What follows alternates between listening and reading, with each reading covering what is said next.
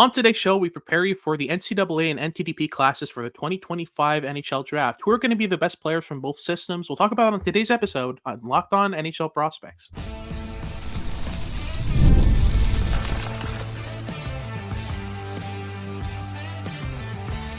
You are Locked On NHL Prospects, part of the Locked On Podcast Network. Your team every day.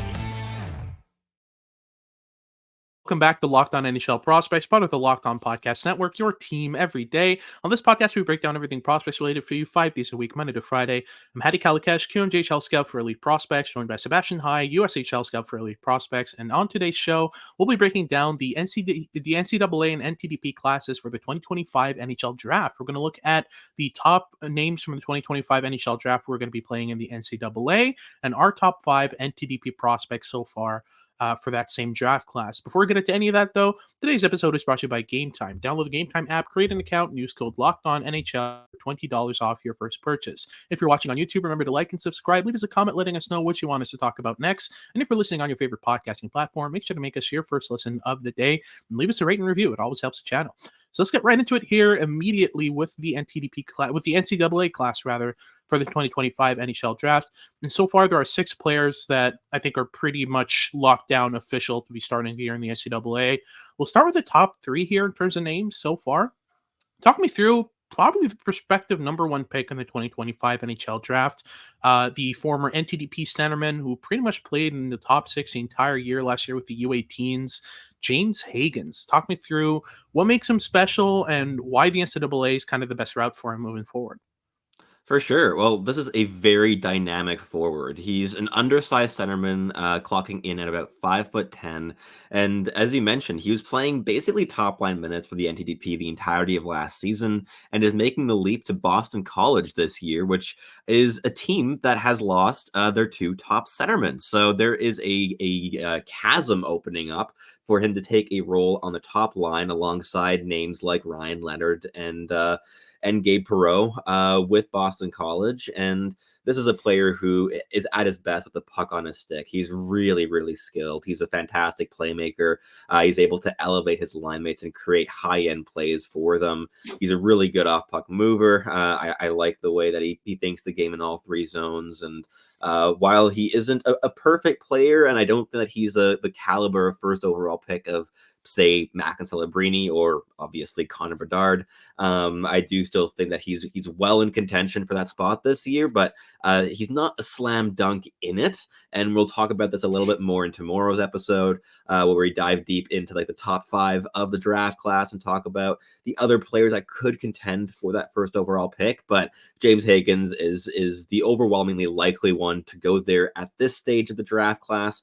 I'd give him probably a 65 to 70% chance of being that first overall pick at the end of the day. And yeah, he's so dynamic, great puck carrier, and brings a lot to the ice offensively. And yeah, I think that he's a player that could be maybe not franchise defining, but franchise altering piece. I think he could really be an impactful guy on a top line in the NHL long term. And yeah, what have you liked in his game so far? And what are perhaps some question marks you still have in his game as a whole?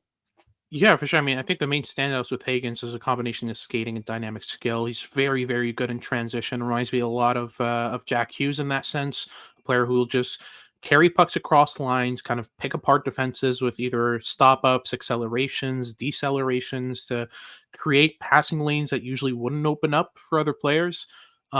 He's really, really good at manipulating defenses in that sense. In the offensive zone, I think he's good, but not great. That's kind of one question mark I have is that, obviously in the NHL, it's a lot of back and forth plays now. The league's shifted towards transition plays, but you still need to be really good at identifying rotations in the offensive zone, positioning yourself proactively, learning how to kind of play with your teammates in the offensive zone, spin off a check, that kind of stuff. I don't think Hagens is fantastic in that regard. He's good enough to be a creator in the offensive zone in the sense that he'll find soft pockets, he'll evade pressure, he'll evade contact, kind of find a lane, occupy it, and then kind of play some quick touch hockey, some give and goes, some, one touch cross seam passes. He's got a lot of playmaking skill, which helps him not keep the puck for long. But for a player with that much dynamic skill and handling ability, you want him to still have the puck more than his teammates, right? So playing to his strengths in that sense, I think the next thing that he'll need to develop is physical contact, his ability to handle physical pressure, to go into corners with 6'2", 6'3" defensemen and get out of them with the puck. That's going to be key for his development, in my opinion. Let's move right on here to the other, well, I'd say number 2 in terms of NCAA prospects playing in the 2025 prospects playing in the NCAA. We have Logan Hensler, another NTDP prospect.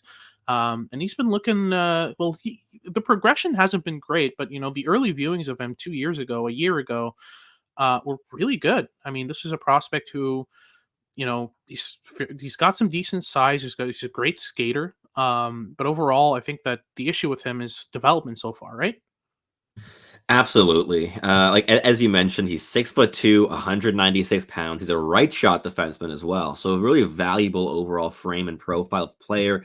And he's a solid skater in all 4 directions. He's pretty mechanically sound. Not a perfect skater, or the best skater in the draft class by any means, but he gets around the ice really effectively. And his D-1, D-2 viewings were very, very good. That said, like this last season as a D-1, he didn't really show much progression from puck drop on opening night to the end of the season. This is a player who approaches the game relatively like cerebrally. Like he's a pretty intelligent player, but he doesn't take massive risks. He kind of just goes with the play that's in front of him most of the time, and so he plays well into like conservative systems. And overall, if there's a system in place and a coaching staff in place that gives him very clear instructions, he can execute those instructions pretty well. Can he really go beyond that and explore his game creatively? That's kind of where some of my own questions come into play. The viewings I've had, he's been very like vanilla in how he's approached the game, and just he doesn't take the risk, doesn't make the plays that you would perhaps expect or want potential top 5, top 10 prospects in a draft class to do.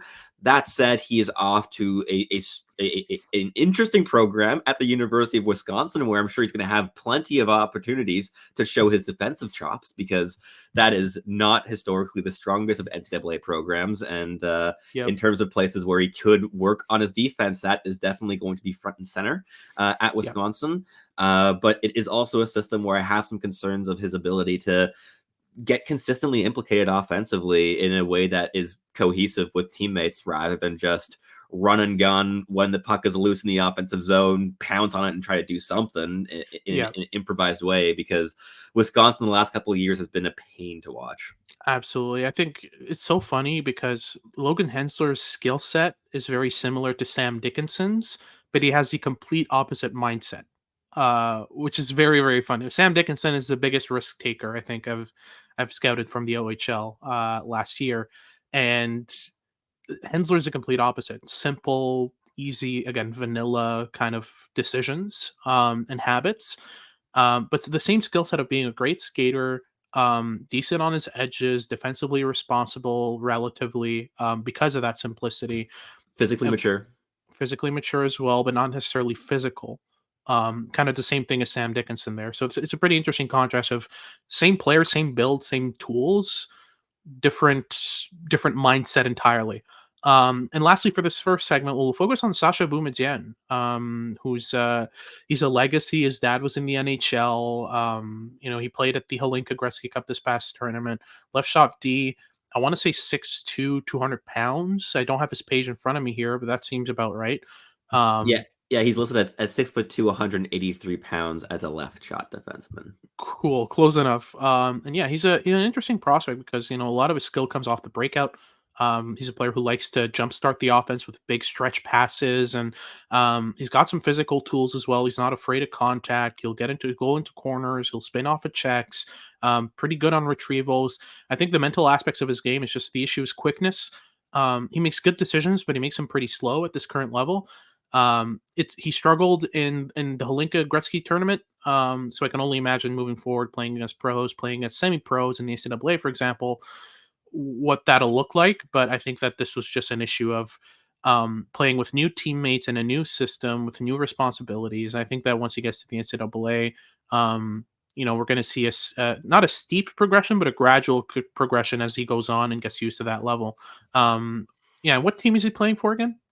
Boston University. It's going to That's be what an I thought. interesting place for him to play. And I think like the two of us have seen a couple links between his D-1 tape and Artem Levshinov's D-1 tape. They have a couple similar like strengths and weaknesses. I Yeah. mean, both players were very chaotic in their D-1 season, having many sequences in that year where they made like really massive mistakes that leaves you wanting to pull your hair out at the end of a shift, while also showing high-end flashes and elite level tools. I mean, like the skating with Boumedienne, the lateral mobility is fantastic. There's a lot of Yeah. these raw tools that are there in the player. The question is it all going to be able to come together? And we're going to see this year with Boston University to what extent that will happen. And I'm very curious to keep an eye on his progression, because it could go in many different directions. It could go very well. It could go extremely poorly. Yeah. And I'll definitely keep my eyes peeled on him this season. Absolutely. And that wraps up our first segment. We'll get into the second segment where we look at three more NCAA bound 2025s. We'll get into Cullen Potter, Dakoda Rhéaume-Mullen, and Shane Vansaghi in just a second. But just before, a quick word from our sponsors at Game Time. If you're looking to buy cheap tickets last minute to any event, Game Time is the best place to secure them. Game Time is safe, secure, and really easy to use. They've got a bunch of tools to help you save money, including all-in pricing, which you can toggle in the app in order to see the final price on all the tickets, including fees, including taxes, all that stuff. And they've got a bunch of deals as well to save you money. They've got zone deals, flash deals, last-minute deals, you name it. They've got a bunch of different ways to save you money. You can buy tickets up until the last minute before the event starts, and sometimes even an hour after it starts. Events are still available on Game Time. I use Game Time all the time in order to purchase tickets because my schedule is really volatile, and I never know when I'm going to have an afternoon free out of nowhere. So Game Time is really useful in that, as you can just buy tickets the same day, an hour before something starts, and you can just scan your QR code and you're in for the game. Take the guesswork out of buying tickets with Game Time. Download the Game Time app, create an account, and use code LOCKEDONNHL for $20 off your first purchase. Terms apply, but again, super simple. You just create an account, use code LOCKEDONNHL at checkout, and you get $20 off your first purchase. So download Game Time today. Last minute tickets, lowest price, guaranteed.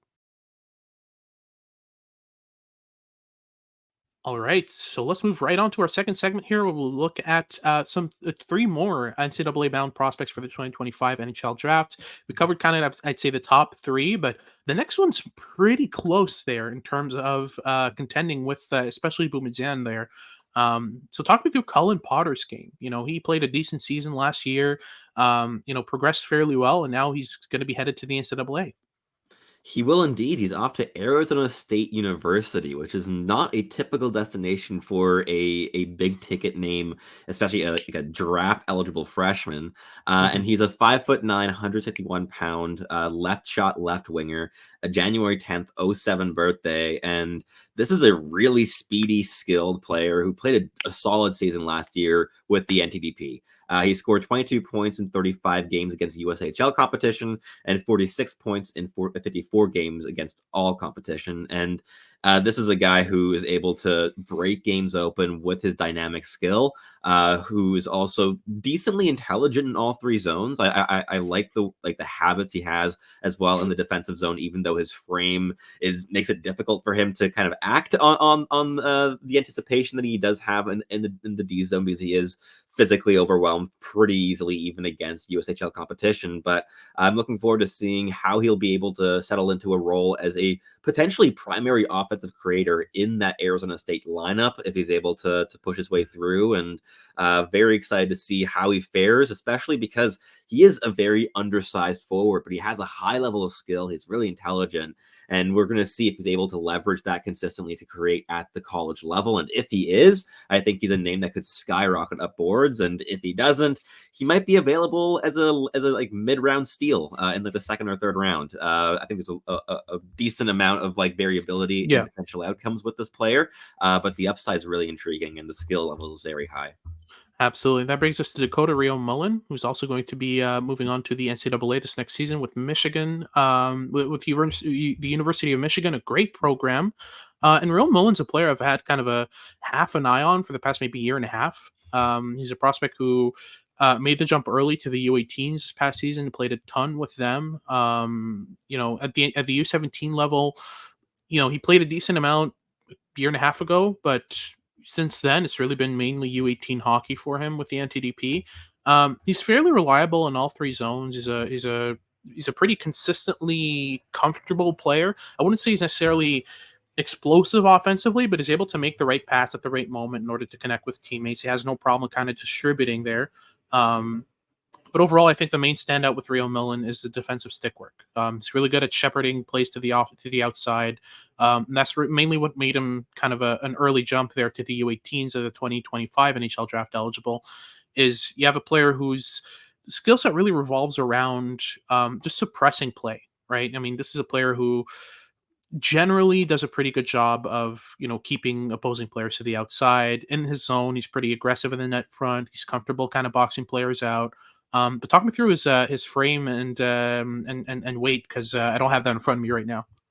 For sure. So he's a bit undersized for a defenseman. He's a 6 foot, 181-pound left shot defenseman. And as you mentioned, he's very much a stick first player who also is able to lead defensively with his intelligence. I've really liked his anticipation, his defensive habits. I think he's able to compensate for his smaller frame really, really well with his mental tools specifically. And as you mentioned, he played his entire D-1 with the U18s in the NTDP and his entire D-2 with the U17. So he's just been playing up an age group for the last 2 years already, and that will continue to be the case now this year as he moves over to college hockey with the University of Michigan, which I also think is an excellent program to develop him specifically with his basis of intelligence. I think being able to focus a little bit more on the physical tools will really help take his game to another level, and I think he could be a really intriguing first round option this season if his development continues to go well with the University of Michigan. Absolutely. Yeah, I think the smarts are really going to carry him, and yeah, it's no wonder that he's going to be playing above an age again this year. For me, it's just the question with him is how far can the offensive tools take him? Because even though he's a smart playmaker, he's not necessarily a skilled one. He's not doesn't have the widest arsenal of passes in his skill set and all that stuff. But I'm curious to see how Michigan develops him, because they've been pretty good at developing smart players into skilled players over the past couple of years. And that brings us to Shane Vansaghi, a player who played in the NTDP last year, is going to be making the jump into the NCAA as well, same as Dakoda Rhéaume-Mullen. I haven't been overly impressed with Shane Vansaghi's overall kind of skill set or tools or awareness. But he's a big body who plays physical. So far in terms of height and weight, 6'2", 207 pounds. That's a decent frame on him. He's a right shot winger. He's pretty good at center as well. He's played down the middle sometimes for the NTDP. He's a decent face-off taker.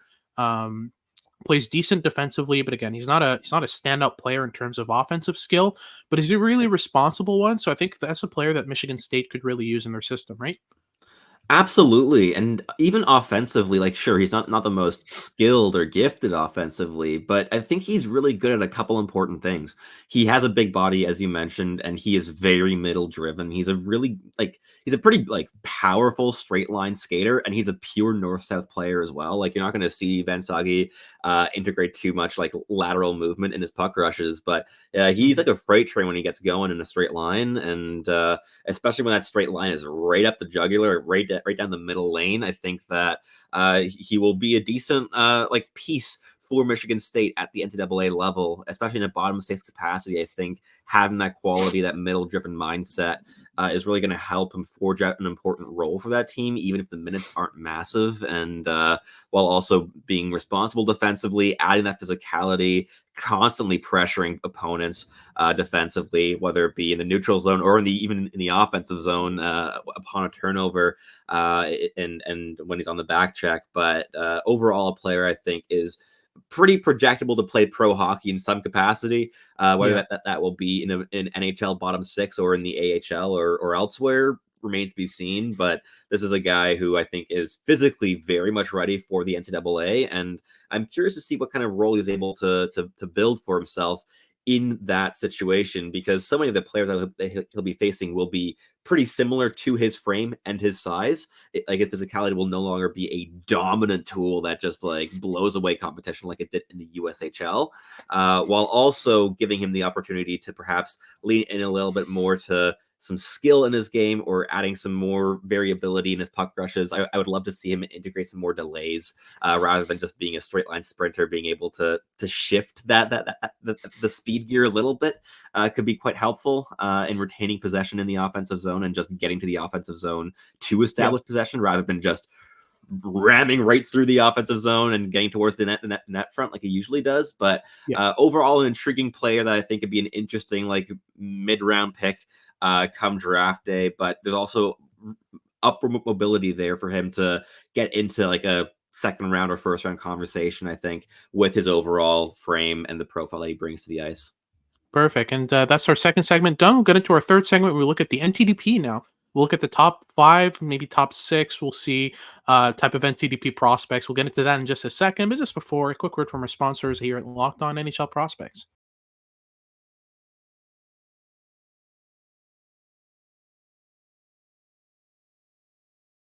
Alrighty, so let's close things off here with our final segment. We'll look at the NTDP's top 5 2025 NHL draft eligibles. We'll start off at the top here in terms of the players playing with the NTDP this next season. William Moore, the love child of Will Smith and Oliver Moore there.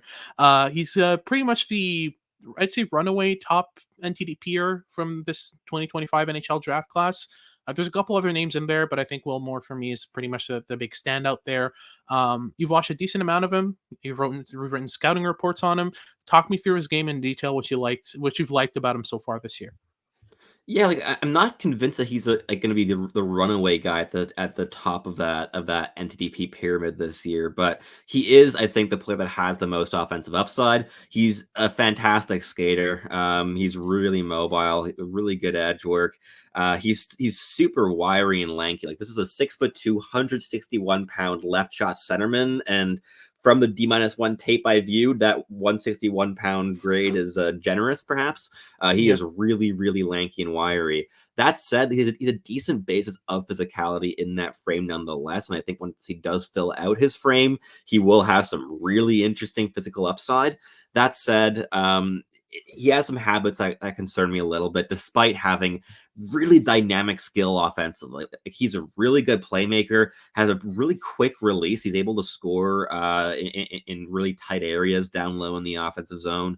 He's not really the biggest threat to score from distance, but overall a really strong offensive toolkit. And that said, I think that his anticipation needs a little bit of work. He's not the most cerebral player on the ice. I think he's relied on his skill as being the separating factor for him for a long time. And we're getting to the point in his development where he really does need to integrate more diversity in how he makes his decisions and what drives his play apart from just pure skill and superior physical tools.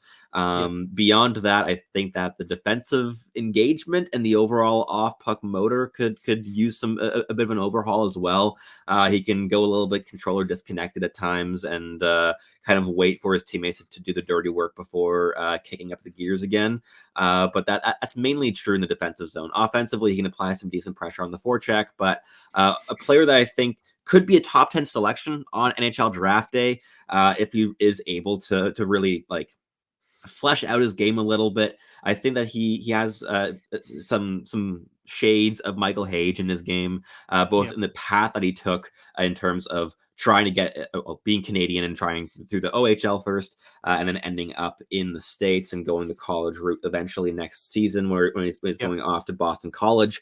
And yeah, he's an interesting player. I think he's likely going to be the top guy in this group, but there's a lot of other contenders as well. And I don't think that he's a slam dunk for that number 1 slot, because there are other contenders, and among them is a big defenseman who's very young for the draft class in Charlie Trethewey, a 6'1", 190-pound right shot D. Talk me through his game.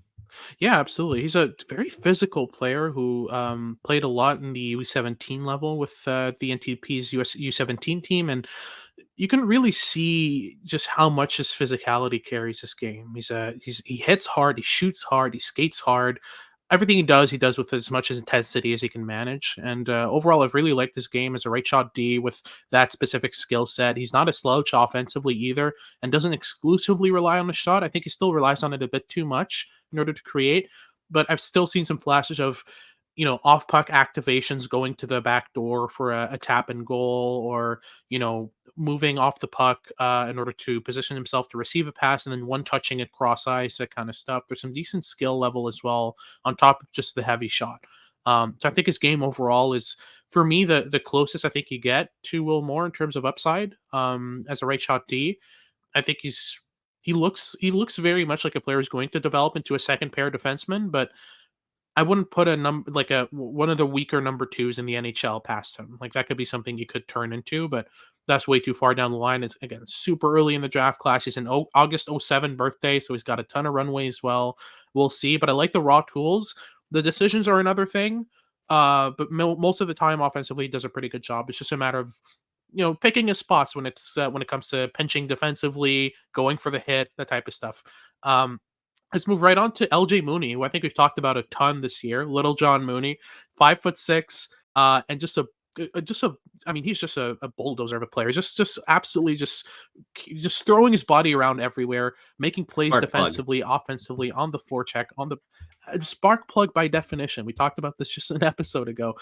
It's really important to have that element if you're going to be this type of player. And Mooney's built like a tree stump. Yes, he's 5'6". He's 175 pounds, 180. I want to say no. He's way no. He's weaker. He's than listed at 146 currently. I don't think that's accurate though. He looks way tougher than that, and he handles himself physically fairly well for a 5'6" player. He does. LJ's interesting. I'll let you guys know right now. He's almost definitely not going to get picked in the first round. Teams are not going to like that 5'6" mark. No, they will not. But he can play despite it. He can work around it really, really well. But talk me through Cole McKinney next. We've got two more prospects to go through here. And McKinney, I don't think either one of us are the biggest fans of his game, but there's still something there, right? He's a really solid prospect. I think that also is part of the reason that we're a little bit lower is because he has been ranked in like top 10 ranges so far in the last couple months, which I do not see personally. Yeah. He's a decent shooter. He's a 6 foot, 190-pound right shot centerman, decent profile overall, but a player who is at his best when he's kind of fading into the background. He's good. He's a decent off-puck mover offensively. He can finish off some chances, but he's not going to be your primary creator or offensive driver for you. He has some two-way impact, but the defensive scanning has been really hit or miss in my viewing. So there are games where he's really effective defensively, and there's other games where he is a massive net negative, especially on the penalty kill. He can really be exploited there, and he's been playing massive PK minutes in the last year as well with the U17s, and I'm curious to see how he fares with the U18s this year. And he is off to a really strong development program next season with the University of Michigan, which I think will help him and his game specifically really nicely. I think that there are perhaps some shades of Rutger McGroarty in his game in terms of what he could bring to the ice, but I still have a couple question marks. But that said, I think he's a pretty clear guy to go in the 20 to 40 range. I think that if he's not a first rounder on my board, he's going to be a pretty high end second rounder. But there's been some conversations of him way higher up that board than that range. So I'm curious to see how he progresses this season. And he has some really good physical tools, but subpar skating and that inconsistent scanning and a couple other things. I have a couple questions still with his projection, but I think that he could be a really good 3C in the NHL eventually. I struggle with the top 6 projection. But the last name we wanted to mention here is Conrad Fondrk, a 5'11", 174-pound left shot centerman.